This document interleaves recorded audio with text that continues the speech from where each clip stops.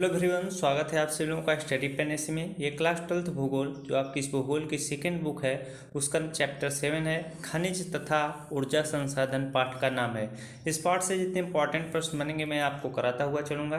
तो पहला प्रश्न है, देखिए इस पाठ से किन्हीं दो लौह अयस्कों के नाम लिखिए। आपको किन्हीं दो लौह अयस्कों के नाम लिखना है। तो देखिए भारत में लौह अयस्क के दो प्रमुख प्रकार हैं। कौन कौन सा है? हेमेटाइट तथा मैग्नेटाइट। तो हेमेटाइट पहला हो गया, दूसरा क्या हो गया? मैग्नेटाइट। आशा करता हूँ पहला प्रश्न आपको समझ में आया होगा। दूसरा प्रश्न है, देखिए भारत के किन्हीं दो खनन नगरों के नाम बताइए। तो भारत के दो खनन नगर, पहला है रानीगंज और दूसरा है झरिया। ये भारत के दो खनन नगर हैं। आशा करता हूँ आपको प्रश्न समझ में आ रहे होंगे। इसी तरह से आपके परीक्षा में भी प्रश्न पूछा जाएगा। प्रश्न अगला है आपका, ये प्रश्न पूछ रहा है कि उड़ीसा की प्रमुख लौह अयस्क खानों के नाम बताइए। यानी उड़ीसा में जो प्रमुख लौह अयस्क हैं उन खानों का आपको नाम बताना है। तो उत्तर में लिखेंगे उड़ीसा की प्रमुख लौह अयस्क खाने, पहला है गुरुम हिरसाड़ी, दूसरा का है बादाम पहाड़, तीसरा है आपका सुलाय पथ। इसके बाद अगला लिखेंगे किरू, बुरु तथा बोनाई प्रमुख हैं। आशा करता हूँ ये देखिए जो ये पहला लिखा है कहीं कहीं पर आपको गुरुमुखी भी देखने को मिलता है, लेकिन आप यही लिखिएगा गुरु महिसाड़ी। तो आशा करता हूँ आपको चौथा प्रश्न भी समझ में आया होगा। अगला प्रश्न है आपका, चार बड़े मैग्नीज उत्पादक राज्यों के नाम बताइए। तो चार बड़े मैग्नीज उत्पादक राज्य कौन कौन से हैं? पहला आपका उड़ीसा है, दूसरा कर्नाटक है, तीसरा महाराष्ट्र है, चौथा आपका मध्य प्रदेश। अगला प्रश्न है आपका, किन्हीं तीन अधात्विक अकार्बनिक खनिजों के नाम बताइए। तो तीन अधात्विक अकार्बनिक खनिज जो हैं अभ्रक, चूना पत्थर, डोलोमाइट आदि हैं। तीन ही लिखना था तो आप तीन लिखेंगे।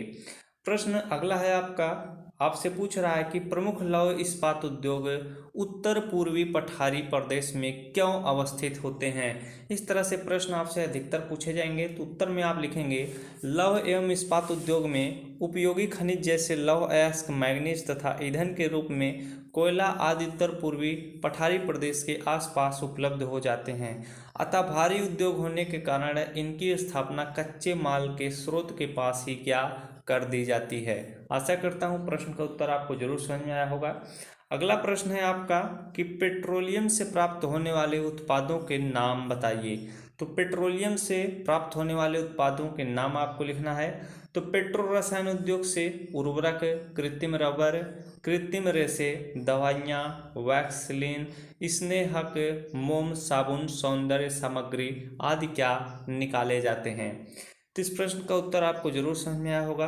अगला प्रश्न है आपका, नाभिकीय ऊर्जा क्या है? भारत के प्रमुख नाभिकीय ऊर्जा केंद्रों के नाम लिखिए। वेरी इंपॉर्टेंट प्रश्न है, ध्यान से आप लोग उत्तर समझिएगा। उत्तर है आपका, ऊर्जा का वह स्वरूप जिसे परमाणु विखंडन की प्रक्रिया द्वारा प्राप्त किया गया है नाभिकीय अथवा परमाणु ऊर्जा कहलाता है। तो भारत के प्रमुख नाभिकीय ऊर्जा केंद्र निम्नलिखित हैं। तारापुर आपका कहाँ है? महाराष्ट्र में है। कलपक्कम तमिलनाडु में है। कैगा कर्नाटक में है। रावतभाटा राजस्थान में है। नरौरा उत्तर प्रदेश में है। काकरा पास आपका गुजरात में है। तो इन्हें आपको क्या याद करना अति आवश्यक है, या आपसे पूछे जा सकते हैं। अगला प्रश्न है आपका, भारत में खनिज और ऊर्जा संसाधनों के आसपास वितरण का वर्णन उपयुक्त उदाहरण देकर दीजिए। उत्तर आप लिखेंगे भारत में खनिज और ऊर्जा संसाधनों के असमान वितरण के उपयुक्त उदाहरण हैं। पहला आप पॉइंट देकर लिखेंगे भारत में अधिकतर धात्विक खनिज प्रायद्वीपीय पठारी क्षेत्र के प्राचीन क्रिस्टलीय शैलों में पाए जाते हैं। दूसरा पॉइंट आप लिखेंगे कोयले का लगभग 97% भाग दामोदर, सोन और गोदावरी नदियों की घाटियों में पाया जाता है। तीसरा पॉइंट लिखेंगे पेट्रोलियम के आरक्षित भंडार असम, गुजरात तथा मुंबई हाई में पाए जाते हैं। तीसरा लिखेंगे पेट्रोलियम के नए आरक्षित क्षेत्र कृष्णा, गोदावरी तथा कावेरी बेसिनों में पाए जाते हैं। अगला पॉइंट इसी में आप लिखेंगे, अधिकांश प्रमुख खनिज मंगलौर से कानपुर को जोड़ने वाली काल्पनिक रेखा के पूर्व में ही पाए जाते हैं। तो इस प्रश्न का उत्तर जब आप पॉइंट देकर लिखेंगे तो आपको अच्छा नंबर मिल सकता है। प्रश्न था आपका, भारत में खनिज और ऊर्जा संसाधनों के असमान वितरण का वर्णन था। अगला प्रश्न है आपका, वेरी वेरी इंपॉर्टेंट प्रश्न है कि धात्विक खनिज और अधात्विक खनिज में अंतर स्पष्ट कीजिए। तो एक तरफ आप लिख देंगे धात्विक खनिज, दूसरी तरफ आप लिख देंगे अधात्विक खनिज। पहला लिखेंगे आप धात्विक खनिज में, धात्विक खनिज कठोर और चमकीले होते हैं, वहीं पर अधात्विक खनिज, इसमें आप लिखेंगे अधात्विक खनिज धात्विक खनिज की भांति चमकीले और कठोर नहीं होते हैं। इसमें लिखेंगे धात्विक खनिज प्रायः आग्नेय चट्टानों में मिलते हैं, इसमें आप लिखेंगे अधात्विक खनिज प्रायः परतदार चट्टानों में मिलते हैं। अगला पॉइंट इसमें लिखेंगे, धात्विक खनिज लचीले होते हैं जिन्हें पीटकर किसी रूप में ढाला जा सकता है, वहीं पर अधात्विक खनिज लचीले नहीं होते हैं और इनको वांछित आकार नहीं दिया जा सकता।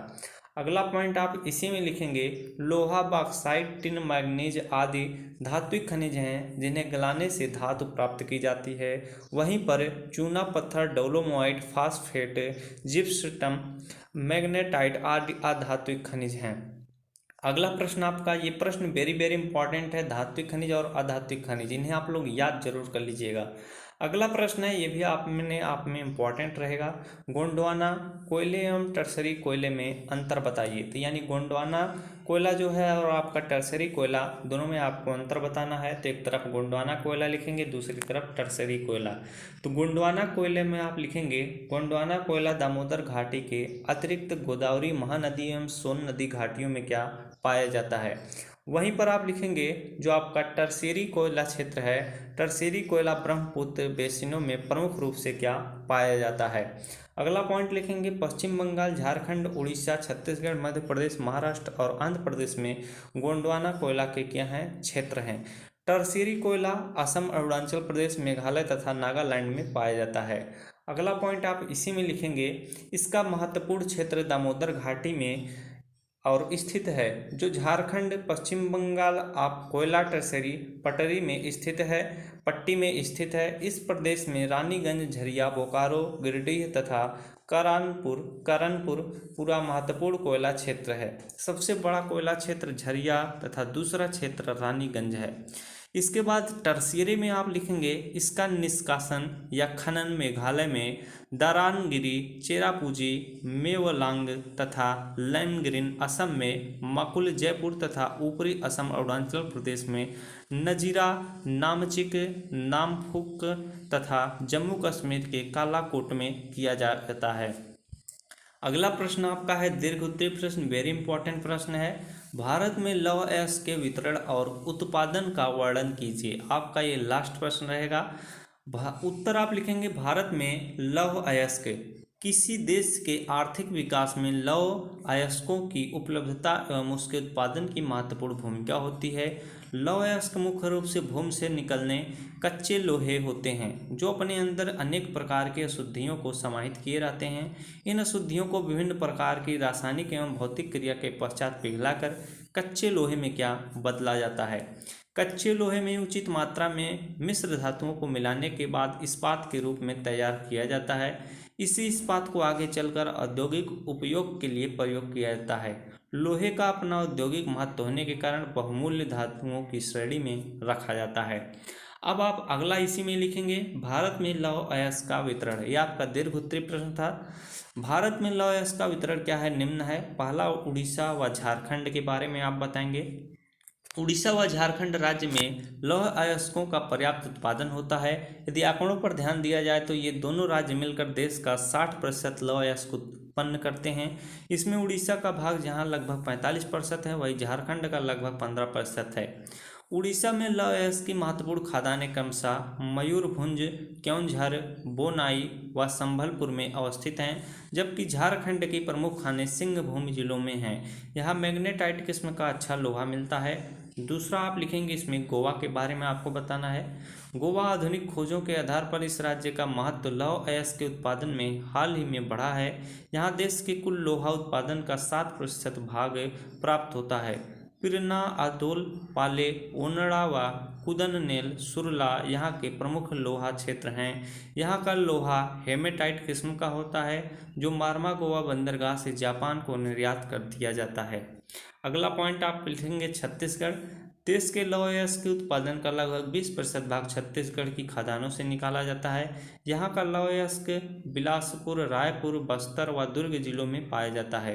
भारत के अन्य क्षेत्र से देश के कुल लौह अयस्क के भंडार का 13% भाग प्राप्त किया जाता है, जिनमें कर्नाटक, महाराष्ट्र, आंध्र प्रदेश, तमिलनाडु, पश्चिम बंगाल व राजस्थान आदि राज्यों के क्षेत्र शामिल किए जाते हैं। अगला आप लिखेंगे लौह अयस्क का उत्पादन। प्रकृति द्वारा भारत को अनेक लौह अयस्क उत्पादन के क्षेत्र प्रदान किए गए हैं। भारत भूमि के गर्भ से लगभग 136 मिलियन टन लौह अयस्क उत्पादन होता है, जो कुल वैश्विक उत्पादन का 45% है।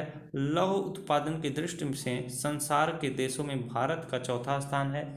इन भंडारों से निकले कच्चे लोहे का उपयोग न होने के कारण निकाले गए लोहे का एक बड़ा भाग विदेशों को निर्यात कर दिया जाता है।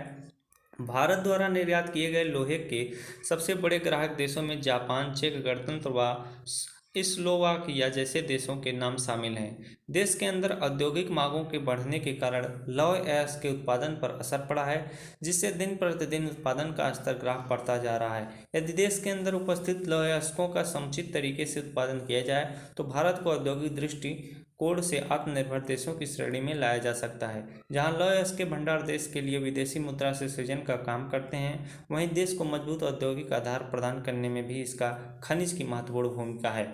तो जब आप इतना लंबा चौड़ा लिखेंगे तब आपको 6 नंबर मिलता है दीर्घ उत्तरीय प्रश्न में। आशा करता हूँ मेरे द्वारा बताया गया इन सभी प्रश्नों से आपको कुछ न कुछ जरूर मदद मिली होगी। तो इसी प्रकार के मददफुल वीडियो पाने के लिए चैनल को जरूर सब्सक्राइब कर लीजिएगा। वीडियो को लाइक और शेयर करना ना भूलिएगा। धन्यवाद।